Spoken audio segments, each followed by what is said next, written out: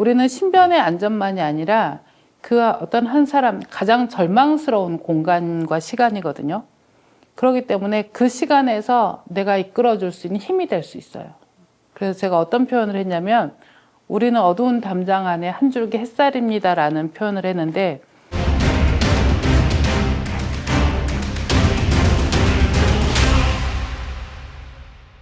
개인적으로 저희 동네 누나예요. 누나여서 사실은 이렇게 저희가 채널에서 게스트를 처음 섭외했잖아요. 근데 다른 분들도 사실 많이 있었는데 안 하다가 동네 누나가 이번에 또 책도 냈고 그로 인해서 또 영화도 되고 해서 이번에 섭외해서 제가 교도관님을 모시고 왔습니다. 안녕하세요. 저는 현재 36년 차 현직 교도관이고요. 지금 현재 의정부 교도소에 근무 중입니다. 그리고 왜 하필 교도관이야라는 책과 꿈틀꿈틀 마음여행이라는 두 권의 책을 집필했습니다. 한동안 잊고 있었던 사람이었는데 어느 날 페이스북에 저한테 고모하면서 이렇게 안부가 왔어요. 그래서 누구지? 하고 이름을 딱 보는 순간 아니 얘가? 라는 생각이 들었었거든요. 너무 반갑고 근데 사실 어렸을 때는 되게 나이가 차이 난다고 생각했었는데 사실은 차이도 그렇게 나지 않고 또 너무 멋지게 지금 살아가는 모습을 보면서 이제 또 자주 연락을 하게 됐는데요. 또 오늘 이렇게 귀한 자리까지 또 마련해줘서 너무 감사한 인연이죠. 세상 사람들이 알고 있는 그 교정, 교도관, 교도소라는 그 세상을 좀 세상에 제대로 알리고 싶었어요.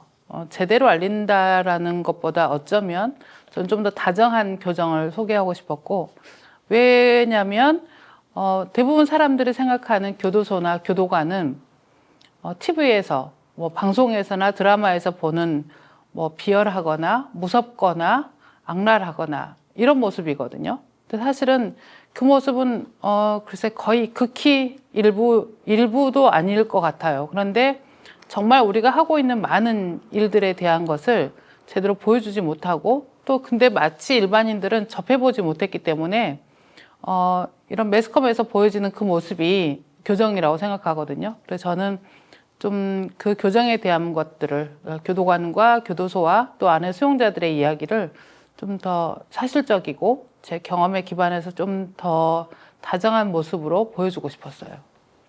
제가 6년 전에 이 책을 쓸 때는 사실 많이 고민도 했었고 많이 주저했던 부분들도 있고 마음이 더 많이 앞섰던 것 같아요. 그래서 그 나름은 또 열정을 가지고 썼지만 다음에 다시 돌아봤을 때 조금 더 다듬고 싶다 이제 이런 부분들도 있었어요. 왜냐하면 그 6년 동안 많은 독자들이 뭐 예비 교도관 또 수용자들 또 다른 교정에 대해서 궁금한 세상 사람들이 책을 많이 봐줬거든요. 근데 그분들에게 제가 좀 더 저의 목소리를 담고 그리고 좀 더 단정한 글쓰기 그리고 또 그동안 6년이라는 기간 동안 변화된 모습을 좀 담았으면 좋겠다라는 생각을 했고요. 그리고 무엇보다 제가 오랜 경력만큼 또 말하자면 퇴직이 얼마 남지 않았는데 이제는 저 혼자만의 이야기가 아니라 우리 후배들과 또 남아있는 그 사람들과의 이야기가 연계됐으면 하는 연대하고 싶은 마음에서 이 책을 다시 쓰게 됐습니다. 근데 책이 이제 모티브가 돼서 이번에 영화가 나왔잖아요. 영화에 대해서 한번 설명을 해주세요. 이제 이 영화는 만남의 집이라는 영화고 차정윤 감독이 시나리오도 쓰고 그리고 또 송지효 배우가 이제 주연 15년 차 여자 교도관으로 나온 영화인데요. 독립 영화라서 엄청 많은 사람들에게 그 사랑을 받지는 못했지만 제가 2021년 8월 15일 이 감독님에게 저한테 이제 보내온 메시지, 장문의 메시지 그리고 정말 그 깊은 그 간절한 호소 같은 걸 많이 느꼈거든요. 그래서 우리 교도관을 주인공으로 삼아주고 싶다라는 그 영화를 보고 그 이제 제안을 보고 제가 바로 흔쾌히 답했어요. 그래서 이제 그 감독이 오랫동안 영화를 찍고 싶었는데 여자 교도관이 주인공인 영화를 찍고 싶었는데 시작을 하지 못했다. 왜냐하면 교도관을 만날 수가 없으니까. 그러던 차에 제 책을 보게 됐고 많은 고민 끝에 저한테 용기를 내서 연락을 한 거예요. 그래서 저는 그때 좋다. 우리를 주인공으로 해준다고 하고 우리의 이야기를 제대로만 해준다면 내가 무조건 돕겠다라고 해서 시작이 돼서 영화 시나리오 쓰는 것부터 같이 그러니까 시나리오는 감독님이 썼지만 제가 이제 그 시나리오 쓰기 전에 취재하는 것들 그러니까 저만이 아니라 또 다양한 우리 후배들, 다양한 캐릭터들의 교도관들을 만나게 하고 또 우리의 가장 우리를 잘 아는 수용자들 그러니까 현장에 있는 수용자들 만날 수 없기 때문에 우리 출소한 수용자들 중에서 제 책의 등장인물들을 또 인터뷰를 하게 하고 또 심지어 제 교도소 관사에서도 잠을 같이 자고 또 제가 다니던 회식하던 장소 이런 것들 다 같이 다니면서 그렇게 해서 찍었습니다. 궁금한 게 있는데요. 송지효 배우가 네. 이쁜가요? 이쁘죠? 얼굴도 예쁜데 사실은 저는 그 마음씨가 너무 예쁘더라고요. 그래서 요즘에 약간 절친됐거든요. 저랑. 그랬는데 지난번에 이제 2차례 상영회 또 우리 이제 기관의 직원들께 사인회도 해주러 왔었었는데 정말 사인을 하는데도 팔이 아플 정도로 손목이 가늘더라고요. 팔이 아플 정도로 힘든데 오히려 이제 기관장님이 감사하다. 너무 수고를 끼친 것 같다라고 하는데 아니라고 자기는 정말 자기가 너무 행복하다. 자기가 역할했던 그 교도관의 모습은 정말 잠깐이었지만 정말 현장에서 더 애쓰는 우리 이제 직원분들께 자기가 이거라도 해서 기뻐한다면 자기는 너무 행복하다고 진짜 마음씨는 너무 예뻤습니다. 나중에 뵐 때 저도 좀 불러주시면 또 고려해보겠습니다. 궁금한 게 응. 실제 교도소에서도 찍었나요? 세트장이 아니고?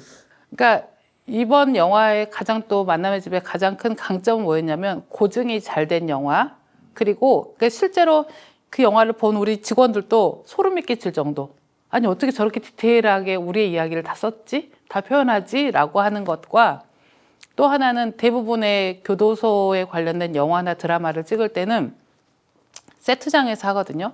근데 마침 대구교도소가 이전을 앞두고 있어서 그 교도소에 이전을 하고 난 상태에서 비어있는 그 공간 거기서 찍었어요. 근데 조금 다른 일반 교정시설보다는 좀 낡긴 했지만 이제 완전히 그 교도소 예전의 시설 그대로여서 이제 배우들의 뒷이야기를 들으면 특히 이제 수용자 역할을 했던 그 배우들은 그렇게 얘기해요. 어떻게 뭔가 이렇게 긴장하라고 하고 수용자 역할을 어떻게 잘해야 된다라고 얘기하기 이전에 그 공간에 들어가서 그 이제 3상오방이라는 그 방에 딱 들어가 있으면 자기도 모르게 긴장이 되고 자연스럽게 자기가 수용자인 것 같은 생각이 들 정도로 그게 실제 현장이었기 때문에 또 그런 영화가 나온 것 같아요. 그러니까 저도 이제 교도소 징벌위원 하면서 전 소망교도소를 몇 번 왔다 했는데 영화나 드라마에서 봤던 시설하고 실제 차이가 되게 많이 나더라고요. 특히 이제 독방. 네, 드라마 영화에서 볼 때는 독방이 뭐 지하에 있고 막 음침하고 막 이렇게 막 더럽고 막 이렇게 되는데 실제 가보면 시설이 좋더라고요. 근데 거기는 뭐 이제 소방교도소니까 그렇다 치고 일반 교도소는 독방이 어떤가요? 일반 교도소도 이제 독방이라고 하는 거는 사람들이 생각하는 이제 독방에서 우리는 구체적으로 2가지로 나누거든요.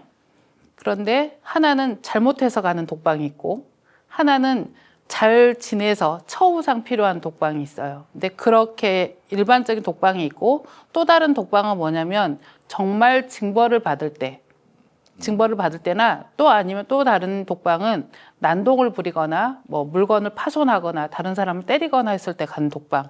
이렇게 독방이 좀 분류가 되어 있어요. 그래서 일반 수용자들이 처우상 수용 생활을 잘하고 모범적으로 하고 일반적으로 환자에서 분리가 필요한 그런 독방은 그냥 일반 거실이나 거의 비슷한데 대신 좀 좁죠. 그런데 이쪽 그 보호실이나 징벌실 같은 경우는 조금 분리되어 있어요.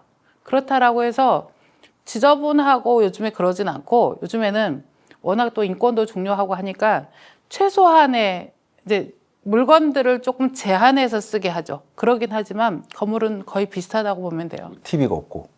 그렇지. 그렇죠. 제가 가보니까 징벌실은 맞아. 네, TV가 없어요. TV가 없어서 아무것도 못하고 정말 뭐 책을 보든지 이렇게 할 수밖에 없게 돼 있더라고요. 그리고 이제 책을 볼 때도 책상도 그냥 책상이나 식기 같은 거를 일반 수용자들이 쓰는 거랑 달리 나무로 된 종이로 된 두꺼운 책상 그거를 이제 쓰게 되어 있고 이제 그릇도 연질 그릇이라 그래서 깨지지 않는 그릇들을 쓰게 그렇게 되어 있죠.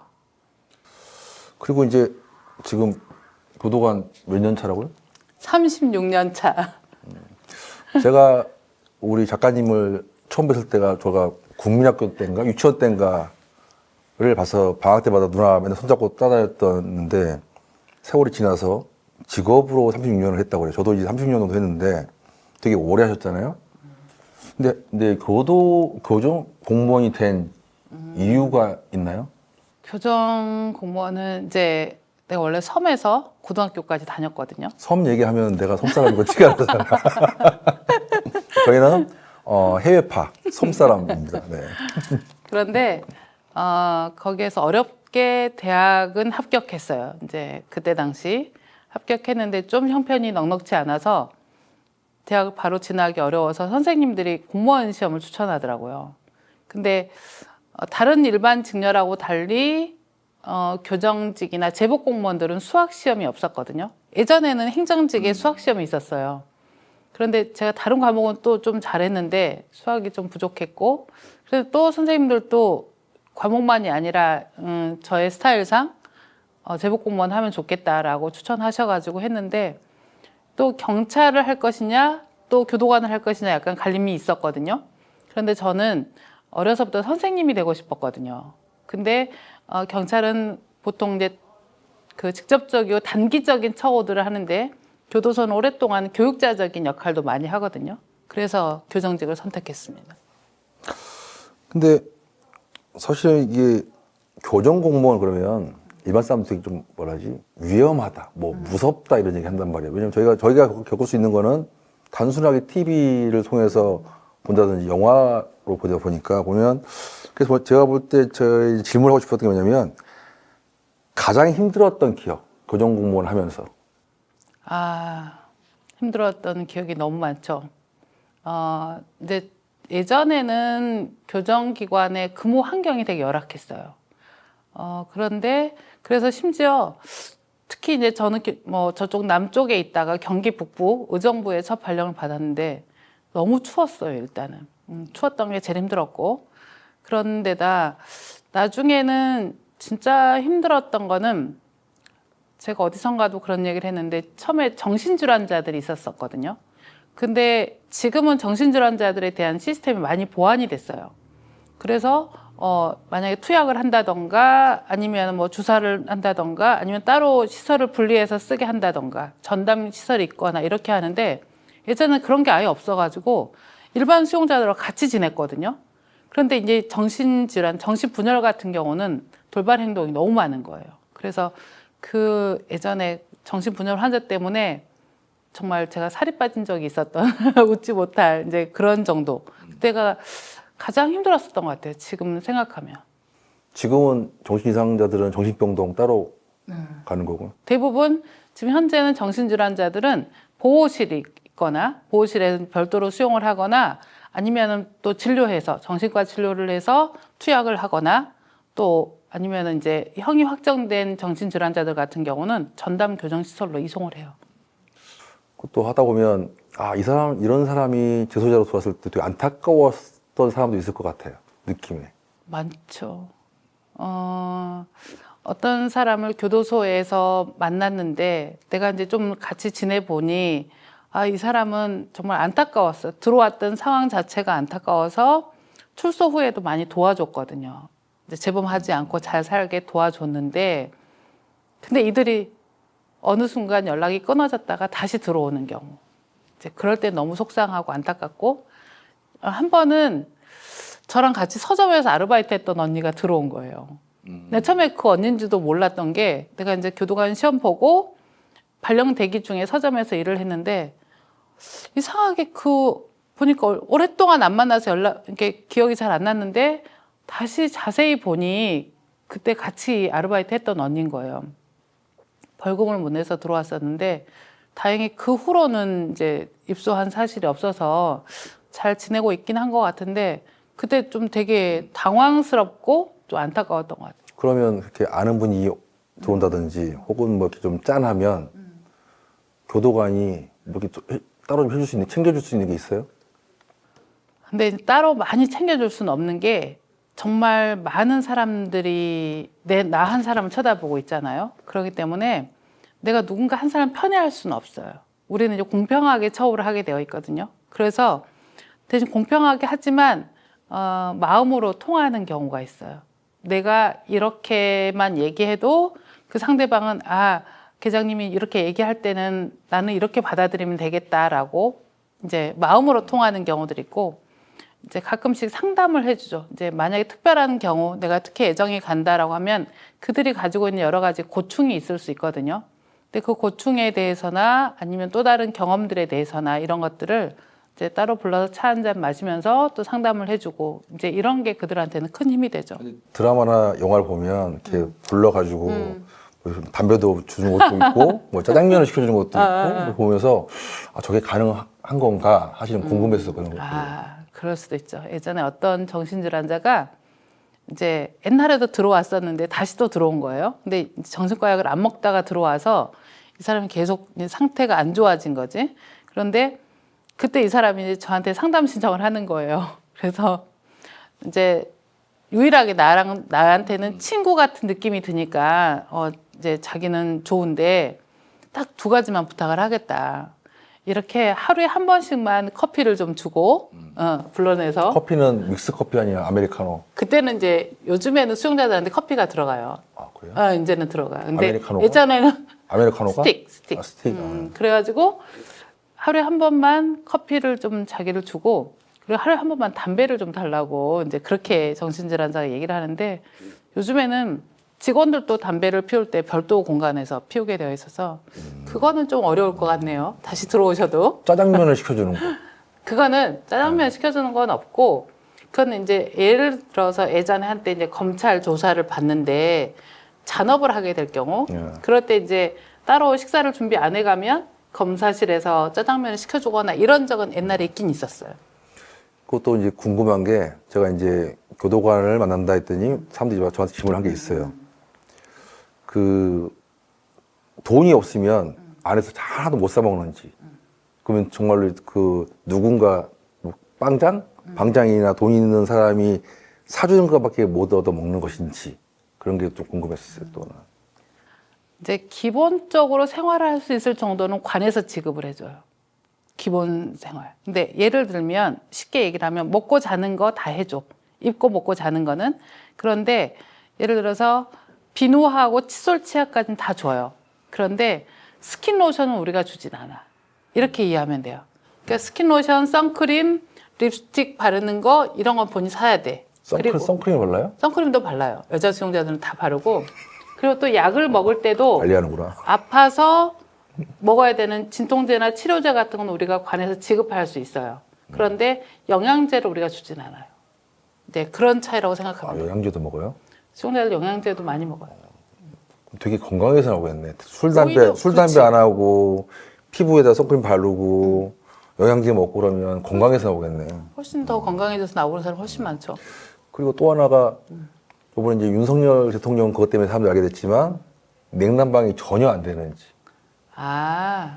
냉난방은 어떻게 하냐면 대부분의 시설에서는 요즘에 그 거실, 이제 수용자들이 있는 방, 그 바닥에 전기 파넬이 깔려 있어요. 그래서 뭐 아주 뭐 뜨끈뜨끈하게는 아니지만 최소한 한 20도 정도? 그 정도 유지하게 돼 있어서 거의 기본적으로는 난방이 된다고 생각하면 되고, 그런데 이제 수용동 밖에 복도에는 히터가 돌거나 라지에타가 되어 있어요. 근데 이제 여름에는 방 안에 선풍기가 있고, 그리고 복도에 이제 큰 선풍기나 에어컨이 있는 데도 있고. 근데 방 안에 직접 냉방이나 직접 난방은 안 되죠. 그거 힘들겠네, 그러면. 근데 조금 힘든 거는 따뜻한 물을 그때그때 쓸 수는 없죠. 정해진 시간에 우리가 지급해 줄 때 쓰고, 그러지 우리처럼 뭐 샤워를 하는데 수시로 뭐 따뜻한 물로 하거나 이러기는 어려우니까 그때 좀 힘들죠. 샤워는 매일 해요? 아니, 이제 여름에는 거의 매일 할 수 있고 수시로 하지만 따뜻한 물을 주는 시간은 정해져 있고, 그래서 겨울 같은 경우는 일주일에 한 번이나 2번, 목욕실에 데려가서 목욕을 하게 하고 그럴 때 따뜻한 물을 쓰죠. 그 예전 제가 이제 군대 겨울 군번인데 목욕탕을 가보면 김만 나고 찬물이야. 교도소는 어느 정도 온도가 되는지. 그러면 바로 이제 난동이 일어나겠죠, 우리는. 근데 지금 특히 우리는 여자 수용동이기 때문에 여자 수용동은 따뜻한 물 되게 좋아하거든요.